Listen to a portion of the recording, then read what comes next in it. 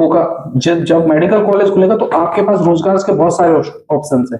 ये medical college खुलेगा, अगर वहां पे डॉक्टर्स आएंगे तो वहां पे बड़ी फार्मास कंपनीज भी आएंगी, बड़ी फार्मा। नमस्कार दोस्तों, मैं आपका विकास बैसला जो कि trust late Shri Radha Devi ma'am welfare trust है उसका एक सदस्य हूँ।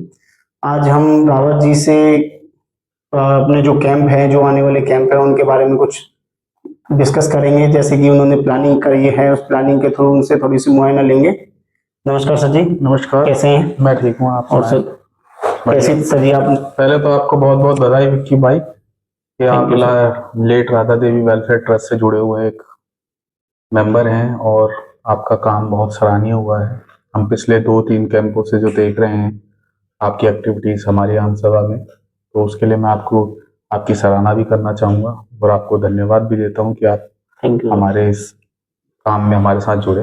Thank you sir. अभी हमने आपके 2 कैंप होने वाले हैं, गैंडसेन और नंदासेन में, जो कि 12-13 तारीख का है। जी, तो जैसे कि अब आप इस कैंप को लेके कैसी आपने तैयारियां करी हैं और क्या क्या आप वहाँ पर और सुविधाएं देना चाहेंगे, जिस चीज से आप वहाँ फोकस कर रहे हैं? स्पेशली आपने जैसे उत्तराखंड ही में ही आप ज्यादातर कर रहे हैं, तो आपके जो अभी जो एक सडनली जो 2 कैंप हैं, तो उसके बारे में आप थोड़ा सा बताना चाहेंगे? देखो पहले तो मैं आपकी बात को एक मतलब इसका जवाब देना चाहूँगा। आपने बोला उत्तराखंड, तो ये पिछली वीडियोस में भी हमसे कई सवाल पूछे गए कि भाई आप उत्तराखंडी क्यों वो कर रहे हैं, क्यों चयन करा है उत्तराखंड में। तो अभी हम जैसे हम दिल्ली एनसीआर में हैं, तो इसके जो सीमावर्ती क्षेत्र हैं जैसे उत्तराखंड, उत्तराखंड में जो उत्तराखंड भी, मैं प्लेन्स की बात नहीं कर रहा हूँ, मैं पहाड़ों की बात कर रहा हूँ, वहाँ पहले बहुत समस्याएं हैं। अभी ये आप रिसेंटली देखेंगे तो हमने 2 लोगों के यहाँ ऑपरेशन करवाए हैं, जो एक फिशर का ऑपरेशन हुआ है, एक ट्रस्ट के माध्यम से, और हमारे यहाँ जो उनका कॉस्ट आया है वो 12,000-13,000 आया है फिस्टुला का, फिस्टुलाग्राम का, जो कि और अगर आप प्राइवेट हॉस्पिटल्स में जाते तो वहाँ शायद लाख सवा लाख रुपए का होता है। क्योंकि ये हमारा जो इंस्टीट्यूट है हमदर्द इंस्टीट्यूट, ये भी एक चैरिटेबल इंस्टीट्यूट है, तो यहाँ इस तरह की कन्वीनियंट बहुत है। और हम पेशेंट्स को, हम उत्तराखंड में अभी कई देखते हैं कि कई लोग छोटी सी बीमारी जो जब वो बड़ी हो जाती है तब उस पेशेंट को पता चलता है, तो उसका खर्चा भी डबल हो जाता है और जो सर्वाइवल रेट होता है वो भी बहुत कम हो जाता है, कि मतलब कि चांसेस इतने खराब हो जाते हैं। मतलब कि अब हम अवेयरनेस, जो हमारा अभी हमारा कैंप का मतलब किया है कि हम अवेयरनेस करते हैं। जैसे ये जो पेशेंट आया था, अगर मैं बात करूं हमारे लास्ट कैंप की जो हमने मंसारी में किया, तो वहीं इसको सजेस्ट किया था कि आपका ऑपरेशन होगा फिस्टुला का, वहीं हो। फिर वो पेशेंट ने भी बहुत ही अच्छी उत्सुकता दिखाई और पेशेंट यहाँ आया, अपनी फैमिली के साथ आया, उनका 2 बार कंसल्टेंट से हमने मिलवाया, फिर उसकी डेट फाइनल करी, फिर उसकी सर्जरी हुई और उसके बाद वो मतलब ऑपरेशन हुआ और देखिए वो बिल्कुल स्वस्थ होके गया है। और हम कामना करते हैं उनके स्वास्थ्य की कि वो आगे बिल्कुल स्वस्थ रहे और जो जो उन्हें परहेज बताया गया है डॉक्टर्स द्वारा उसको वो करें। एक पेशेंट हमारे पास श्रीनगर से आए थे जिनके न्यूरो की प्रॉब्लम थी, एक्चुअली वो मेनिंजाइटिस हो गया था उस पेशेंट को, तो वो मेनिंजाइटिस बुखार जो था वो उससे उसके सर में दर्द, दिमाग में दर्द हो रहा था। तो हमारे यहाँ के जो हमारे डीन हैं डॉक्टर कोहली और विनीत सर हैं, जो हमारे मेडिसिन के वो हैं प्रोफेसर हैं, उन्होंने उनको चेक किया, उन्होंने बोला था कि 2-3 दिन में ही ठीक हो जाएगा, तो वो ठीक होके गए। तो हमारा मेन मकसद जो कैंप है, कैंप में हम ऐसे पेशेंट्स भी आते हैं जिनको शायद प्रॉब्लम ज्यादा हो, और हम इस ट्रस्ट के माध्यम से वहां यहाँ पे आके उनको बहुत ही उचित रेटों में, या ये कहिए कि अगर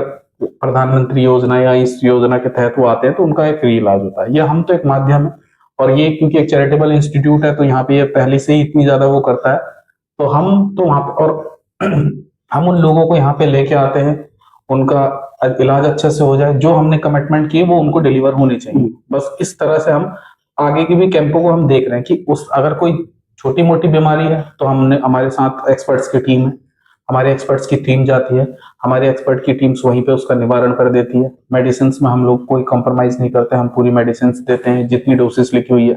बाकी बड़ी प्रॉब्लम्स के लिए वो रेफर कर देते हैं कि भाई रेफरल ये होता है कि भाई आप यहाँ पे आ सकते हैं, दिखा सकते हैं आपको जहां पे भी वो लगे। बट अब मतलब एक वो होता है ना कि आपको बता दिया कि भाई अब आपकी समस्या का समाधान ऐसे ही होगा, बड़े इंस्टीट्यूट में जाकर गाइडेंस होना कि अपना मतलब एक जनरली ऐसा होता है ना आजकल की, भाई आदमी उस पर लगा रहता है कि भाई आज दर्द से राहत मिल गया तो कल फिर ठीक हो गया। फिर अब जो हमारे कैंप है गैरसैंण और नंदासैंण में, तो इनको लेकर हम, हमारे लिए क्योंकि एक चैलेंजिंग है, क्योंकि वो यहाँ से इतनी दूर जाना और इतने सारे इसमें भी हम लोग अपने वही जो हमारा लास्ट कैंप में गए थे, लास्ट कैंप में हमारे साथ जो वो गए थे, डीएमडी वाले गए थे, पीएफटी वाले गए थे, हमारे पास एचबीएसी और लिवर स्कैन वाले, वो सब लेके जा रहे हैं क्योंकि भाई वहाँ के लोगों को भी अभी भी मतलब सेम प्रोसेस है, जी मतलब जी सेम वही प्रोसेस जांचें सारी पैटर्न होंगी हमारा अभी भी।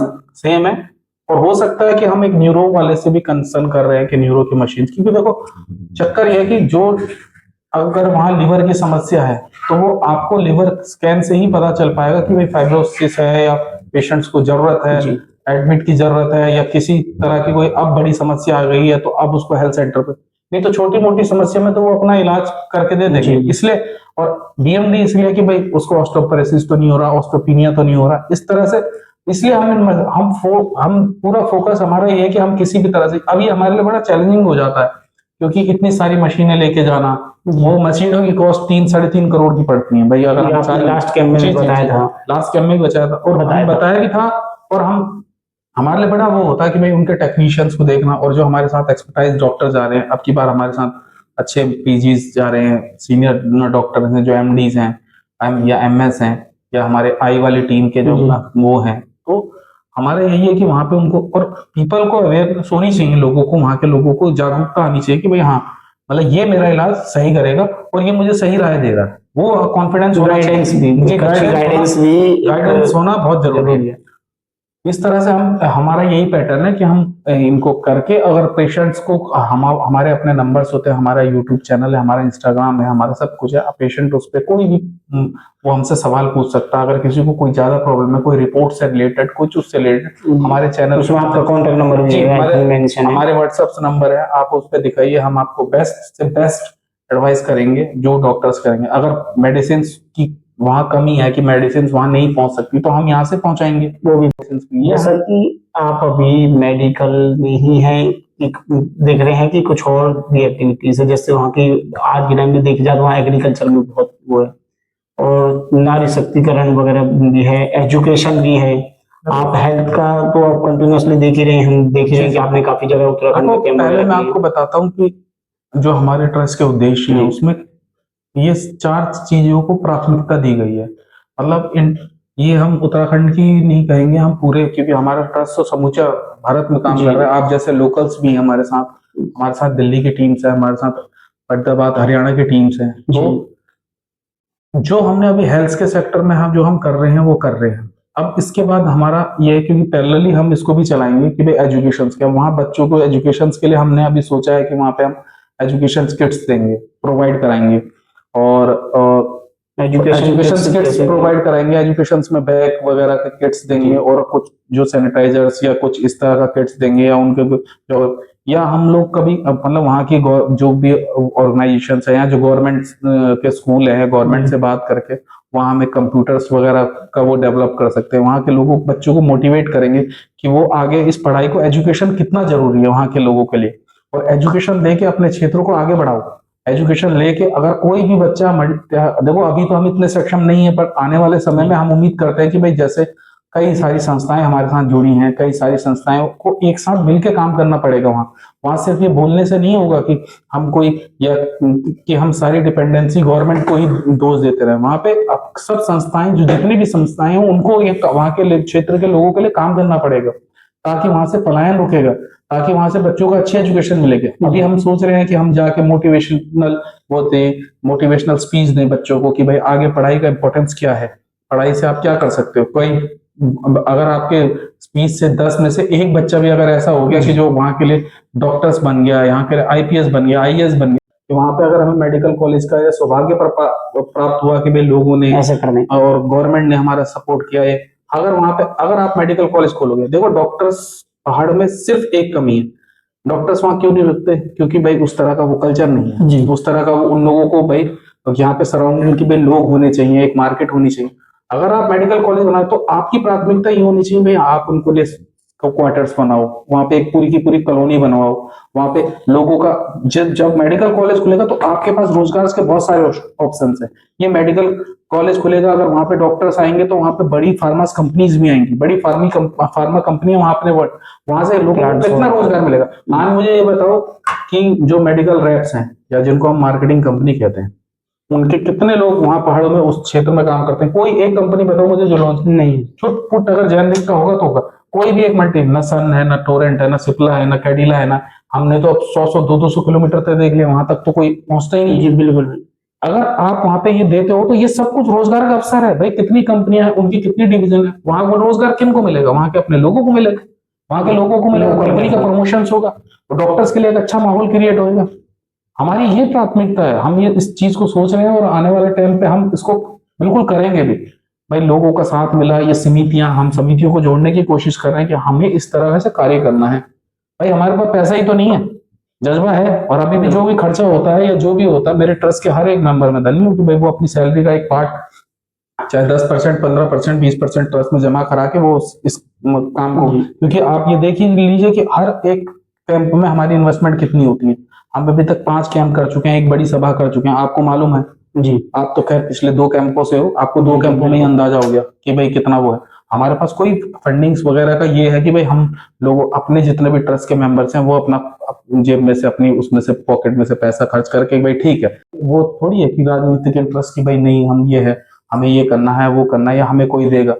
और देखो, सच्चाई ये है कि मैं इस वीडियो के माध्यम से ये भी बात कहूंगा कि आप जब अच्छा काम करते हो ना तो 50 लोग आपको बुराई देंगे, अरे इनका तो कोई इंटरेस्ट नहीं कर सकते, बुराइयां जरूर करेंगे, अरे इनको तो पता नहीं कहां से पैसा मिल रहा था। अरे सच्चाई ये, तुम देखो तो सही कि कौन आदमी कैसे कैसे, हर महीने की स्लिप है भाई, हर महीने 3 तारीख को हर ट्रस्ट का हर एक मेंबर अपने अपने डायरेक्ट ट्रस्ट में जमा करा देता है कि भाई ये रहा हमारा शेयर।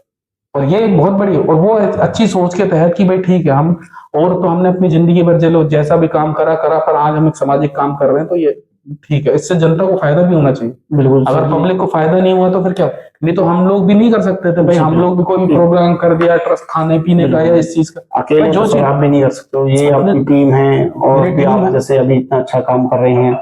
एजुकेशन के ऊपर और एग्रीकल्चर के ऊपर हमारा दूसरा वो है कि एग्रीकल्चर और एजुकेशन, कि भाई एग्रीकल्चर के लिए हम अभी पूरी कई चीजें हैं, जैसे अभी एक नया वो आया था कि एग्रीकल्चर में हम लोगों ने सोचा था माल्टा वगैरह के लिए कि भाई वहां का जूस को प्रमोट करेंगे, बुरांस के जूस को प्रमोट करेंगे। एक वो क्या नाम था यार उसका, जो फल जो 4000 मिक्कू मक्कू होता है, एक मक्कू, वो मक्कू क्या होता है, वो एक बेसिकली झाड़ होती है, और वो बांझ होता है ना, बांझ उसका पेड़ होता है, बांझ का पेड़ आपको दिखाएंगे अब की बार, वहां पे होते हैं लोग, उसको लेते हैं, वो बहुत कॉस्टली जाता है, उससे आप कई चीजें बनाते हो, पत्थरों पे भी होता है, मेहंदी भी बनती है उससे, उससे कई मसाले भी बनते हैं, कई लोग उसको परफ्यूम्स बनाने में भी, वो अलग अलग वैरायटी का होता है, उसकी कॉस्ट लोगों को, उसके लिए वो करो, पर उसके लिए आपके पास एक माध्यम होना बहुत जरूरी है। अभी मैंने ये न्यूवोटाइस के डायरेक्टर को बुलाया था, उसको मैंने बताया था भाई तुम्हारा अपना प्लांट है, सब कुछ है, आप वो करो, हम लोगों को बोलेंगे, लोगों को उनका उनका लोगों को उनका अगर फल शेयर करा, कमाओ कमाओ ना यार, हम तो तुम्हें, हम तो कह ही नहीं रहे कि भाई तुम अपना, बट उसको किसान को उसको उसकी मेहनत का फल मिलना चाहिए। और भाई पूरे पहाड़ में अगर आज की आप उत्तराखंड से ज्यादा जड़ बूटियां हैं कहीं, बट क्यों किसी को ज्ञान नहीं है कि भाई क्या क्या कौन कौन सी चीजें किस किस तरह की होती जी मेडिकल के फील्ड में। इसलिए मैं इन कंपनीज को और इनको वो कर रहा हूँ कि भाई आप, मेरा कोई आपसे ना लेना देना है ना कोई मैं आपको किसी भी तरह से इस तरह से वो कह रहा हूँ कि भाई मुझे चाहिए, बट ये है कि अगर आप इसको जनता के लिए वो कर रहे हो, जनता के लिए कर रहे हो, तो उनको उसका फल मिलना चाहिए, जो जितने भी किसान हैं उनको उसका फल मिलना चाहिए। एक और जड़ी बूटी है कीड़ा जड़ी, वो भी उत्तराखंड में काफी, वो कहते हैं कि वो काफी भयानक जो बीमारी होती है, जैसे कैंसर। उत्तराखंड में कीड़ा जड़ी, आप अगर उत्तराखंड की आप मैं बात करूं, देखो क्या होता है ना, हमारे वहाँ मतलब उत्तराखंड में सारे नेचुरल सोर्सेज होते हैं, सारे नेचुरल। अब हमारे काफल को कोई लोग नहीं जानते, कई लोग नहीं जानते कि भाई काफल क्या होता है, आप भी नहीं जानते होंगे, आपने कभी देखा ही नहीं जी सो। अगर हम अप्रैल में, वो तो खैर मई में लगते नहीं, आपको दिखाएंगे वो उसका क्या महत्व रहता है। हमारे वहाँ इतनी जड़ी बूटियां ऐसी हैं जिनका लोगों को पता ही नहीं है, जिनको लोगों को पता ही नहीं है कि भाई इससे क्या फल, क्या फायदा होता है, उसका प्रमोशंस नहीं हुआ है, प्रमोशंस नहीं हुआ है, समझ रहे मेरी बात को। और हम उसी पे काम कर रहे हैं कि हम अपने फेसबुक उस पे, इंस्टाग्राम पे और इस पे, भाई देखो साहब, मैं पहाड़ी हूं और मैं पहाड़ी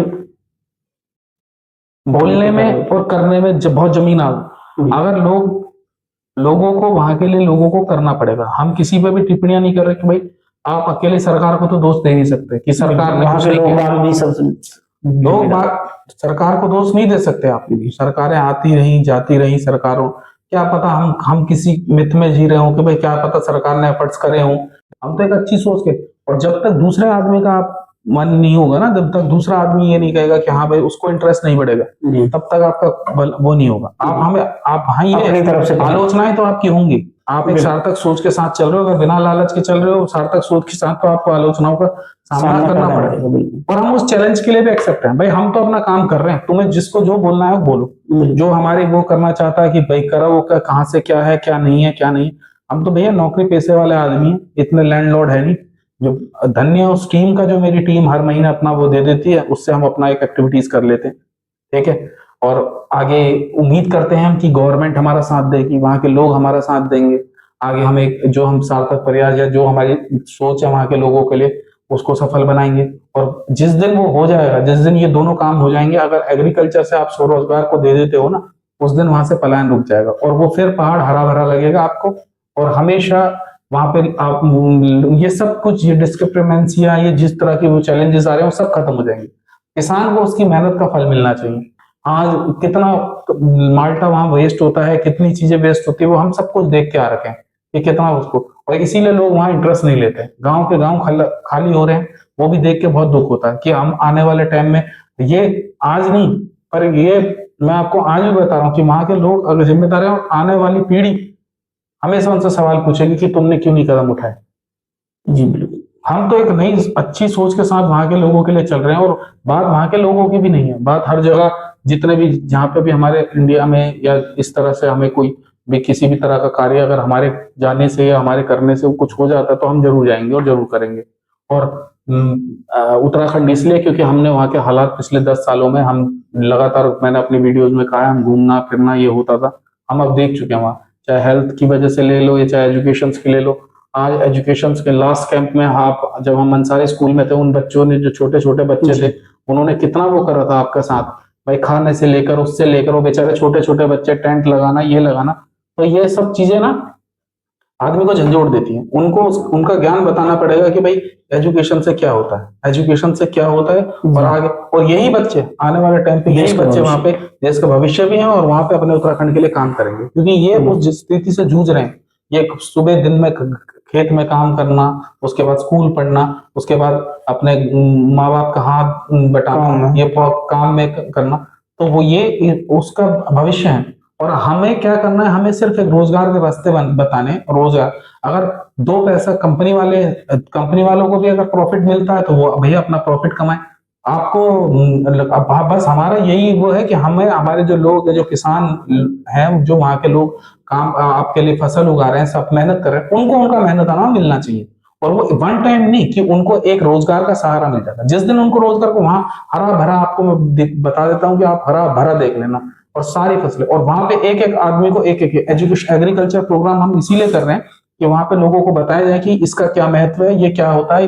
प्रमोशनल हम करेंगे, हम अपने चैनल के माध्यम से, हमें चाहे किसी भी वो करना है भाई, दुनिया भर की एसोसिएशन से बाहर, न्यूजीलैंड एसोसिएशन है उत्तराखंड की, ये यहाँ पे वो करेंगे, आप इंपोर्ट भी करवा सकते हो, सब चीज हम प्रमोशन करेंगे, दिल्ली एनसीआर में प्रमोशन करवा सकते हैं, वहां से वहां के लोगों को फायदा होगा। और मैं मेडिकल कॉलेज या अस्पताल, जो हेल्थ सेंटर की बात कर रहा हूँ, अगर उत्तराखंड में हमें मिलेगा, हम खोलेंगे वहां पे उत्तराखंड में, कोई बात नहीं। और हम आपको ये भी बता रहे हैं कि जिस दिन ये खुलेगा, उस दिन वहां से आने वाले आसपास के 100 गांवों को रोजगार मिलेगा, और वहां लोगों की आबादी ज्यादा होगी, एक मार्केट का डेवलप होगा, बड़ी बड़ी कंपनियां वहां जाएंगी, और लोगों का फ्यूचर बनेगा। सर जी, आप जो अभी 2 कैंप हैं आपके, आशा करते हैं कि पहले जैसे कैंपों की तरह ये भी खूब सफल रहे। जी जी, हम उम्मीद करते हैं कि परमात्मा आपको उन्नति दे, आपके ट्रस्ट को उन्नति दे, ऐसे ही आप लोग बढ़ते रहें। देखो सर, बढ़ते किसी अच्छे काम को करते रहना, अगर आप कंटिन्यू किसी अच्छे काम को करेंगे तो डेफिनेटली आपका आलोचनाएं होगी। जी बिल्कुल। तो यही है। नमस्कार दोस्तों, ये थे हमारे विजय रावत सर जी, जो कि late Shri Radha Devi welfare trust के अध्यक्ष जी हैं। मैं इसमें एक बात और कहूंगा आपसे। देखो, आलोचनाएं होती हैं, पर आप ये सोचिए कि हमारी बात मान के आप जैसे लोग, चाहे मैंने पहले ही बहुत बताया था कि न जाति न धर्म न कोई, हम मानवता जी। के लिए काम कर रहे हैं। तो कोई भी आदमी इस चीज में सिर्फ मानवता के लिए काम कर रहे हो तो मेरे ट्रस्ट में उसका वेलकम है। हम हमारे लिए वो सब परी है कि भाई वो आए और हमारे ट्रस्ट से जुड़े। आप भी हमारे ट्रस्ट से जुड़े, जी ये भी सर। हमारे लिए, क्योंकि हमारी बातों को सुन के, हमारे चैनल को देख के, हमारी एक्टिविटीज को देख के आप हमसे जुड़े। जी सर। तो ये भी एक बहुत बड़ी, हम ये समझते हैं कि हमारे लिए कामयाबी है कि आप जैसे ही कई लोग हमारे साथ इस ट्रस्ट में जुड़े, जो बाहर के होके, जिन्होंने ये सोचा कि भाई हाँ भाई, जिन्होंने उस चीज को, उस पीड़ा को समझा और हमारे साथ जुड़े। मुझे ऐसी ही अपनी एक टीम चाहिए। मैं चाहे आप आज, हम चाहे जिस जगह, आज लोग कहते हैं कि बोलने से क्या होता है, बोलने से क्या होता है, बोलने से होता है। 13 सितंबर को खोला था मैंने, आज मैं 5 कैंप कर चुका हूँ, आम सभाएं कर चुका हूँ, जी सर। और मेरे ट्रस्ट के मेंबर्स इतने हो चुके हैं। बोलने से नहीं, करने से ही होता है, और हकीकत है ये करने से ही होता है। हमने बोला नहीं, हमने करके दिखाया कि भाई आज ये कैसे होगा। पहले हमारे लिए चैलेंजेस था कि भाई उत्तराखंड में कैसे करेंगे, क्या होगा, क्या आदमी के दिमाग में डर रहता है। पहला वो कैंप, डॉक्टर्स के सेफ्टी, सब चीज। और अब हम कॉन्फिडेंट हैं कि हम कर सकते हैं, कहीं पे भी कर सकते हैं। इतनी बड़ी बड़ी कंपनियों ने हमारा साथ दिया, जो बेचारे मशीनें वगैरह भेजते हैं अपने अटेंड, वो भेजते हैं, तो वो भी एक मानवता के लिए काम कर रहे हैं। जी। तो वो हमारी बात मान के मानवता के लिए काम कर रहे हैं। तो आज ऐसे ही लोग जुड़ेंगे, और उत्तराखंड में हम इस चीज को, ये मैं ये कहता हूँ कि इसकी लहर को हम जरूर लेके आएंगे। एग्रीकल्चर को हम बढ़ावा देंगे, उसी दिन से स्वरोजगार बढ़ जाएगा। और धन्यवाद आपका, बदलाव होगा। और आप लोगों से कामना करता हूँ कि आप लोगों का आशीर्वाद हम पे बना रहेगा, और हम आगे जिस सोच के लिए हम चले हैं, जिस सोच के तहत हम चले हैं, तो आप सब लोग हमारा सहयोग करेंगे। धन्यवाद।